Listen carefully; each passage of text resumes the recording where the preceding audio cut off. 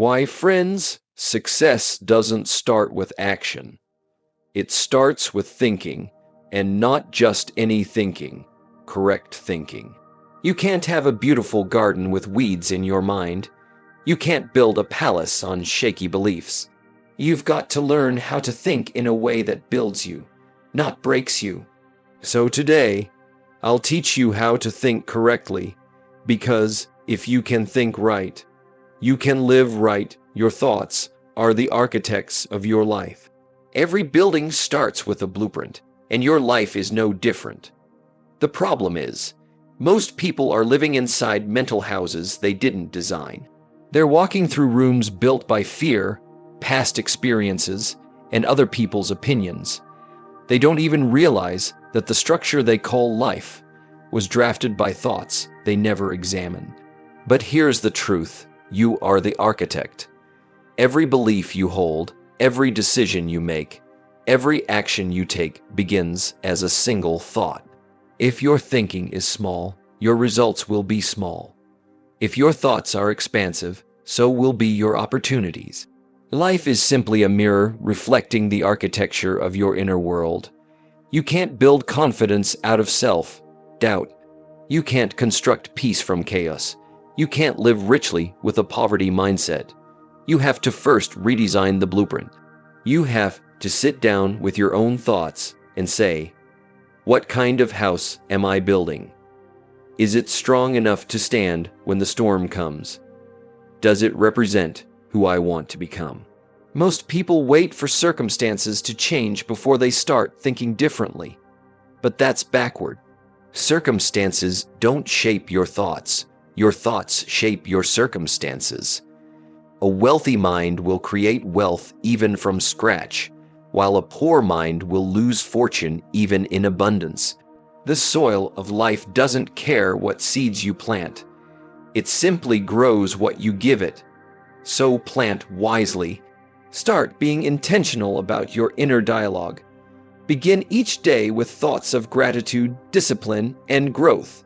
When you catch yourself complaining, correct it with perspective. When you notice fear creeping in, replace it with faith. Because thoughts are like bricks. One negative brick may seem small, but over time it builds a wall that blocks your potential. So build carefully, build consciously, build with vision, because the greatest construction project you'll ever undertake isn't your career, your home, or your bank account, it's your mind. Once you design that well, everything else falls into place. The outer world simply becomes a reflection of the inner architect. Don't believe everything you think. That might sound strange at first, but it's one of the most powerful truths you'll ever learn. You see, not every thought that enters your mind is true. Not every voice in your head deserves your attention. Your mind is like a radio. It picks up signals from your past, from your fears, from your environment, and from your insecurities. And if you don't learn to tune it, it will play whatever noise it catches. Most people live their lives ruled by unexamined thoughts. They assume that if they think it, it must be true. I'm not good enough. I'll never make it. This always happens to me. Those aren't facts, those are echoes of old programming. The mind loves patterns, and it will keep repeating the same thoughts you've believed for years, whether they're serving you or destroying you. That's why you've got to become the gatekeeper of your own mind. Not every thought deserves to walk freely into your belief system. When a thought shows up, don't just accept it, challenge it. Ask, where did you come from?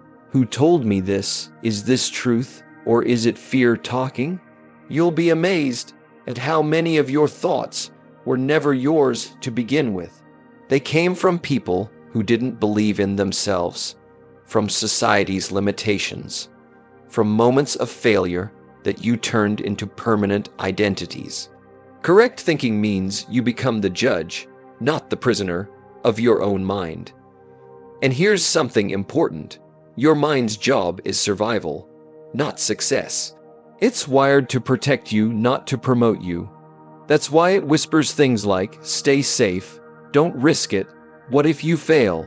It's trying to shield you from pain, but in doing so, it also blocks you from growth. To think correctly, you must re-educate your mind. Train it to see possibilities where it sees problems, to spot opportunity instead of obstacles.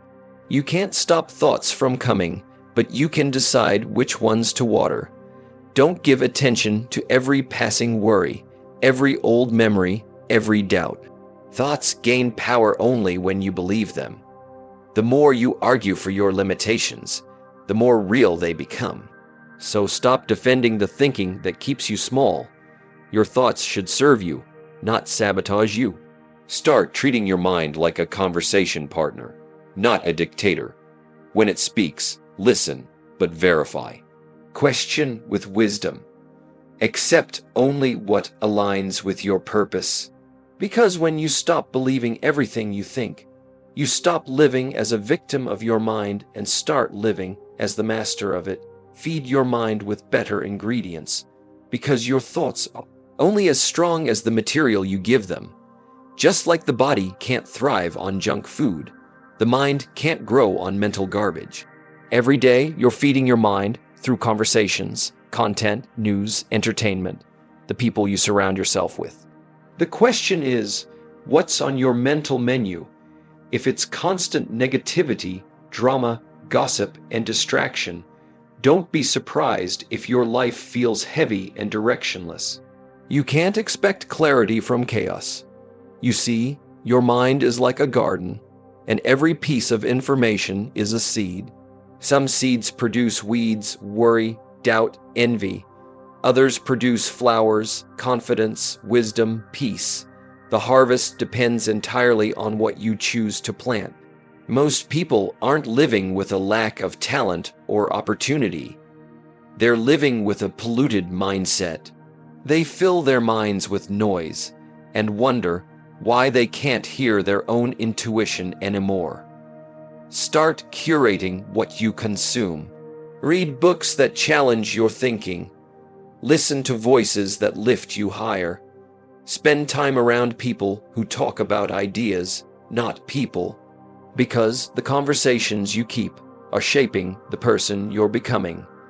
If you spend your days listening to complainers, you'll start thinking like one. If you keep company with problem solvers, you'll start seeing solutions where others see setbacks. Your environment is not neutral. It's either feeding your growth or starving it. Guard your inputs like you would guard your health. Limit the constant scroll of social media, the endless comparison, the opinions that drain your energy. The world loves to feed your fears because fear sells. But wisdom feeds your strength, and wisdom takes effort to seek. Pick up a great book instead of mindless content. Journal instead of scrolling. Reflect instead of reacting. The quality of your inner world determines the quality of your outer world. Remember, your mind is always eating something: thoughts, stories, beliefs, perspectives. And what you feed it daily becomes who you are monthly, yearly, and eventually permanently. If you want a sharper mind, feed it knowledge. If you want a peaceful spirit, feed it gratitude. If you want an unstoppable will, feed it discipline. The menu you choose today becomes the mindset you live with tomorrow. So be intentional. Don't feed your mind leftovers of other people's opinions or stale beliefs from your past. Feed it fresh ideas, inspiring wisdom, and powerful truths. Because when you nourish your mind with greatness, greatness begins to flow out of you naturally, effortlessly, and abundantly. Learn the art of perspective, not emotion. Because emotion will make you react, but perspective will help you respond with wisdom. Most people don't suffer because of what happens to them. They suffer because of how they see what happens to them. It's never just the event, it's the interpretation. Two people can go through the same storm, yet one grows stronger and the other gives up completely. The difference isn't the circumstance, it's the perspective. When you think only through emotion, you live on a roller coaster, high when things go right, crushed when they don't. You become a slave to external events. constantly pulled by moods and moments. But when you develop perspective, you rise above that. You start seeing life from a higher floor. You don't just feel the pain, you ask what it's trying to teach you. You don't just face a problem, you study it, like a wise teacher giving you homework for growth. Emotion screams for attention. Perspective whispers for understanding. Emotion says, "This is unfair." Perspective says, "This is preparing me." Emotion looks at the moment. Perspective looks at the meaning. The great thinkers, the calm leaders, the resilient souls, they all learned how to step back before stepping in. They don't allow their feelings to dictate their decisions. They use their emotions as signals, not as steering wheels. When someone hurts you, emotion says, retaliate. Perspective says, they're showing you who they are. Now you know how to move. When life delays your plans, emotion says, it's over. Perspective says, maybe it's a redirection. When you fail, emotion says, I'm done. Perspective says, now I know what doesn't work, I'm closer than before. Learning the art of perspective means building space between what happens and how you respond. It's learning to pause, breathe, and think before you move. That pause is power. It's where wisdom lives. That's how you stop being reactive and start being strategic. Emotion belongs to the moment, but perspective belongs to the future. And winners live in the future. Train your mind to see beyond the surface. When others panic, observe. When others complain, analyze. When others quit, adjust. The world doesn't belong to the most emotional. It belongs to those who can stay composed when everything around them is chaos. So, the next time life shakes you, don't ask, why is this happening to me? Ask, what is this shaping in me? Because emotion will make you bitter, but perspective will make you better. The goal isn't to stop feeling, it's to start seeing. When you master that, no situation can destroy your peace, because you've learned how to see from the top while others are still stuck in the storm. Build a thinking system, not just motivation. Motivation is powerful, but it's fleeting. It's like a spark.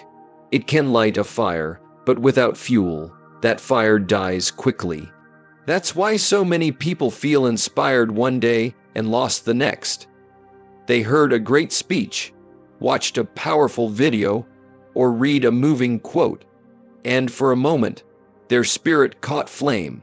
But a few days later, they're back to the same patterns, the same doubts, the same results. Why? Because they built emotion, not a system. A thinking system is what sustains you when motivation fades. It's the structure that keeps your mind disciplined, sharp, and consistent, even when you don't feel like it. Motivation says, go hard today, but a thinking system says, show up every day. Motivation runs on emotion, systems run on intention. And success doesn't belong to the most motivated, it belongs to the most consistent thinkers. You need a system for feeding your mind, a system for reflection, a system for checking your attitude, a system for aligning your daily habits with your bigger goals. For example, make reading a non-negotiable. 10 pages of wisdom a day may not seem much, but over a year, that's 650 pages of growth. Write down your thoughts not just to remember them, but to organize them. Because an unorganized mind is like a messy room. Even the valuable things get lost in the clutter. Schedule quiet time for thinking. Most people schedule meetings, work, and entertainment, but never time for reflection. Yet, that's where breakthroughs are born. Every day, spend a few minutes asking yourself questions like, what did I learn today? What did I think about most? Did my thoughts serve me or sabotage me? This kind of mental check-in keeps you aware and in control. Your thinking system is your internal operating software. If it's outdated, you'll keep crashing in the same areas of life. You can't run 2025 dreams on a 2015 mindset. So upgrade it constantly with new ideas, better routines, and higher standards. If something isn't working, don't just complain about the outcome. Examine the thought process behind it. Correct thinking is not about being perfect, it's about being aware. And here's the truth: discipline will always outperform enthusiasm. Anyone can feel motivated for a moment, but it takes a system to stay grounded for a lifetime. The great achievers didn't rely on mood, they relied on method. They built daily mental habits that kept them clear, calm, and committed, whether they felt like it or not. So, stop chasing motivation like it's magic. Build a foundation instead. Create a routine that forces your mind to grow, to stretch, to reflect. Let your thoughts be trained, not left to chance. Because when you build a thinking system, you no longer depend on the weather of emotion, you live by the climate of discipline. And that's when success stops being temporary and starts becoming who you are. So, my friends, here's the truth. If you can learn to think correctly, you won't have to chase success. Success will start finding you. Because right thinking produces right choices, and right choices create the right life. Don't just let the world tell you what to think, decide how you will think. Because the day you master your thoughts, you master your life.